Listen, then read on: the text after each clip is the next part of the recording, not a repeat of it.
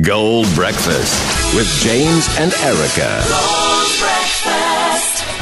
I don't know whether you do this a lot, but I do this far too often. And that's call people on my mobile phone by picking up the phone, putting it in my pocket, and then it happens to dial someone on favourites. And it seems to happen a lot, and it's usually the same person. So I don't know whether it's like a part of the phone that I seem to lean on. This happened, I mean, blimey, this is a confession. A few years ago, I found that I was calling Pam Ayres all the time. Pam Ayres, the poet.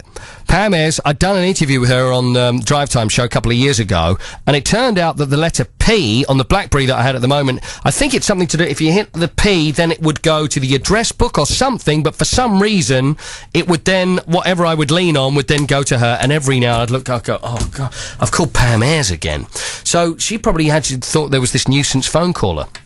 So anyway, I deleted it, so it hasn't happened since. It's probably a poem about me somewhere. So anyway, I've realised that I've done this chap that I know. I phoned him about 3 times in the past 2 days, and I spoke to him. I said, I sent a text. I'm really sorry, I've done it again. Anyway, just now, I swear this is true, just about 3 minutes ago, there was a phone call from him. I pick it up, and there's rustling in the background.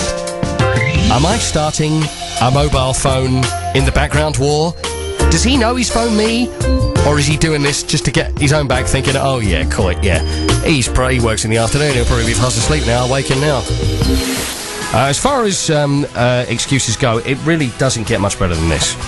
Motorist Matthew Cook told police that his dyslexia was to blame after he was nabbed doing 103 miles an hour in a 60 miles an hour zone. So how would that be, do you think? So his excuse, it says, is made to look all the sillier after witnesses described this guy weaving in and out of traffic on the A27 between Fulmer and Hollingbury in East Sussex, while he got a fag on, driving along there with a fag on, and gesticulating wildly at other drivers.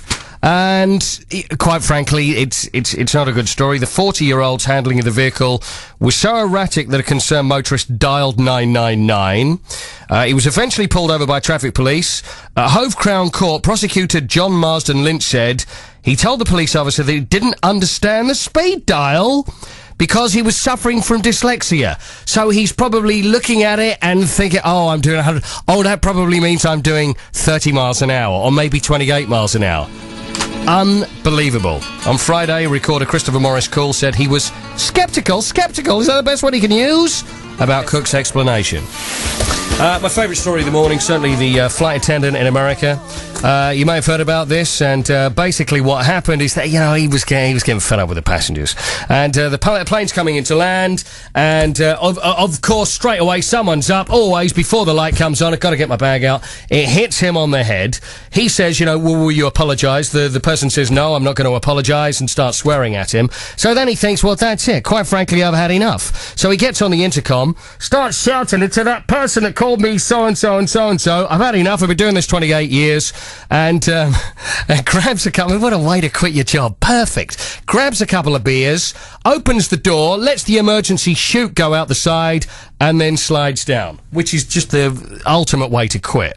And probably the only time that all the passengers on the plane have actually watched the demonstration for emergency exits, which is also good.